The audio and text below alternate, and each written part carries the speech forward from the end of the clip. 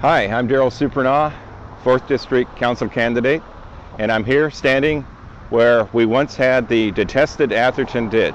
And as you can see now, it's a beautifully landscaped median along Atherton Street.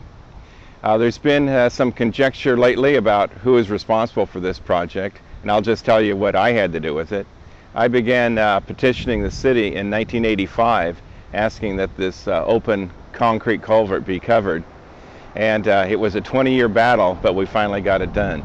And what the key was working with each council member as they came through, presenting my materials, my case, and finally in 2004, Councilmember Dennis Carroll managed to get us the federal transportation bill funding, and that came through in March 2004.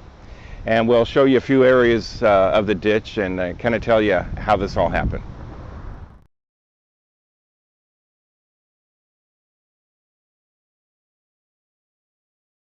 Hi, I'm standing here on the bridge over the Los Cerritos Channel, which is at the eastern edge of the former Atherton Ditch. And behind me here is pump station number 9, which functions to pump any storm water that collects on Atherton right into the Los Cerritos Channel. If you go onto the website, athertonditch.com, you'll see historical photos of flooding in the area. And that happens as a result of this pump station failing when electrical gets cut off to it. My plan moving forward is to have an auxiliary generator located here, if not at all times, at least during the rainy season. So if we ever do have a power failure, the auxiliary generator will come in and these pumps can function and avoid any future flooding.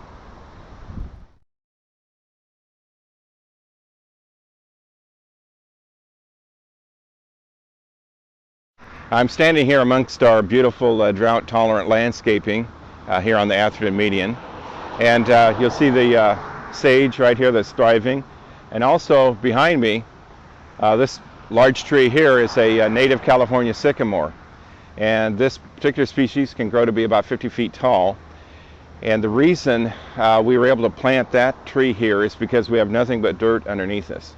And that took a little special engineering to accomplish, and that came from my knowledge of the former Stearns Street ditch and how that was covered.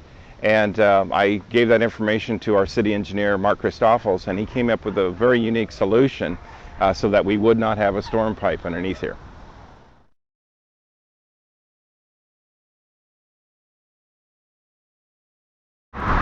Now we're here at the western end of the former Atherton Ditch, right across from the Cal State Long Beach Carpenter Center. And as you can see here, this median is a little narrower. The old ditch on this side of Palo Verde, the western side of Palo Verde, is a little narrower, not quite as deep. But we gave the landscaping the same treatment. So again, you have the drought-tolerant plants and the California sycamores, which will thrive in this area.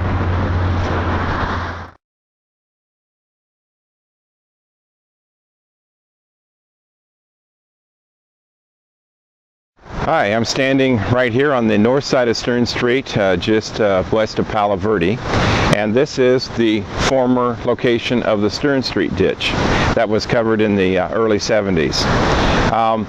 If you've ever driven this stretch of Stearns, you might have wondered, why are the trees on this side so puny while we have huge mature podocarpus trees on the south side of Stearns?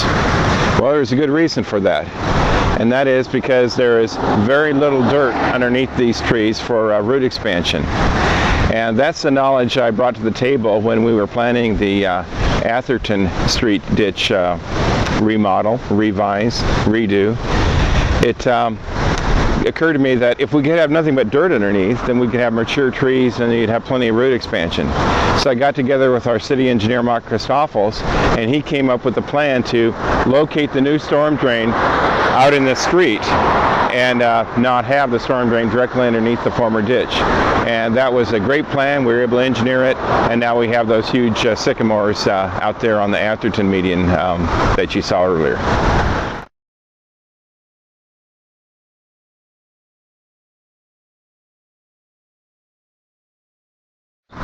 I'm standing now at the northeast corner of Albury and Stearns, and here's another case where I was simply walking the neighborhood campaigning and ran across a resident who told me about this problem here which was a sinkhole that she said had existed for 9 years. And again, I placed an email. I think this required 2 emails this time to keep people, both at the water department and in public works, and explain the situation. And it turned out we had a collapsed vault on the storm drain, but they hadn't found the right remedy, and they just kept pouring gravel over the top, and that kept sinking, and the resident put up with that for 9 years. I think that took a couple of weeks, but we had a full construction done here, new pipe put in where you see the dirt here, and the problem is resolved.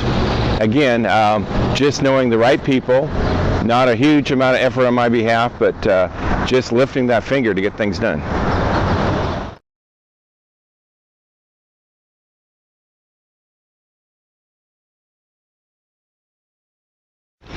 Hi, I'm standing here now in front of the beautiful front yard of Margaret, Maine. If you have seen Margaret's video, she is the piano teacher who lives here on Snowden, who had an issue with a tree stump with the city of Long Beach.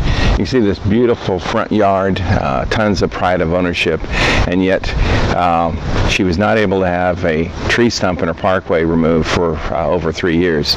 Walking the neighborhood, I met Margaret, and she told me about the problem. I believe I sent 1 email, and the tree stump was removed in 10 days, and she was so happy that she made a video endorsing me.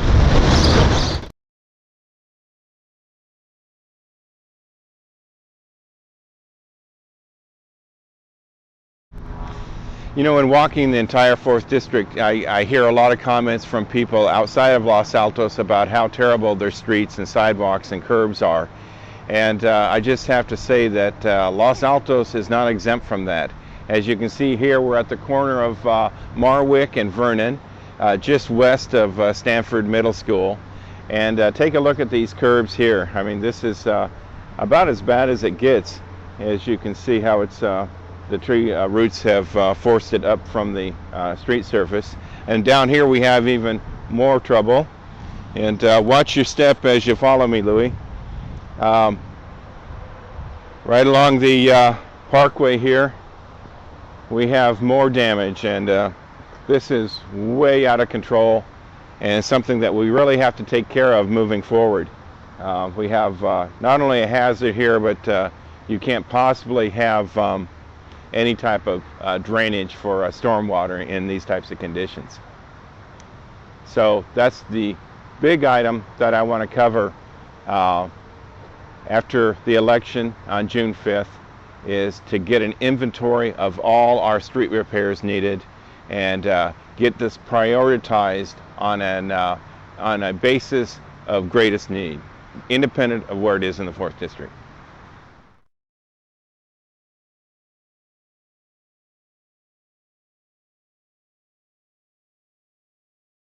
Well, now we're in the Stearns Park area of the 4th District, and this is the neighborhood where I grew up.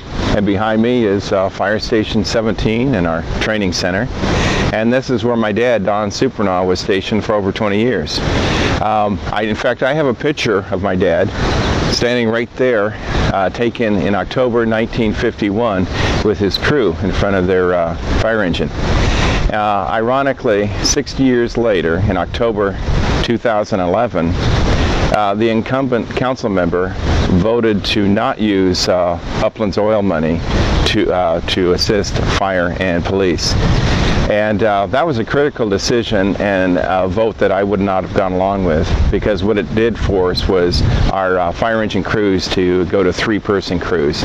And that's a dangerous situation and a position that I would never put our public safety personnel in.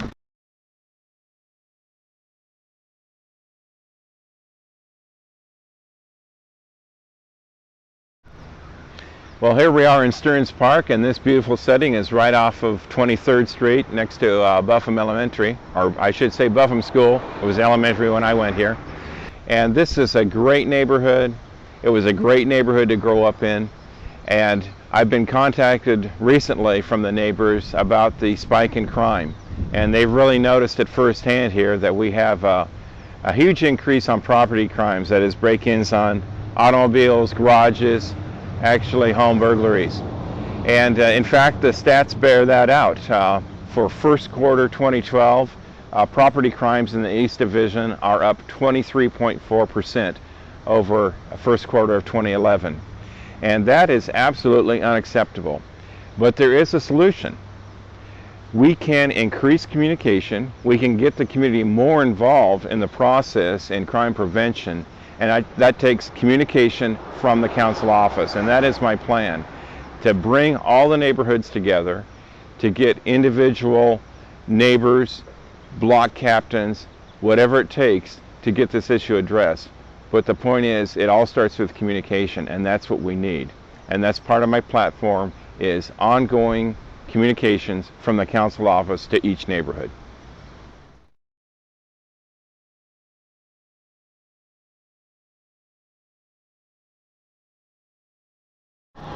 Now we're continuing in the Stearns Park area, and I'm in front of Buffum School. This is the elementary school where I attended. And it's a good place to wrap up and tell you about another part of my platform, and that is a stronger collaboration between the council district and the school district, or all schools in Long Beach in general. This is something that we once had, and it's been lost. And I just think that would produce a lot of synergies, a lot of positives for our school-aged kids in the district to have that connection to the community in addition to the connection to the school. If I can go over just a little bit of my platform, that is my ABCs that it's appropriate being here in front of the school. And A stands for airport, and again, the Stearns Park neighborhood is also impacted by the airport. So we want to maintain our noise ordinance, and we want to make sure that our new terminal is an economic engine for the city and is economically healthy. The B item of my plan stands for business, and that is retail corridors. We need to enhance those businesses. We need to bring jobs here to Long Beach. The other business aspect is of course our budget, and I really want to get in there and scrutinize our city budget and bring out some efficiencies there. The C item of the ABCs is community, and we really want to enhance and strengthen our sense of community throughout the 4th District. Thanks for your time, and remember, vote June 5th for Daryl Supernaw.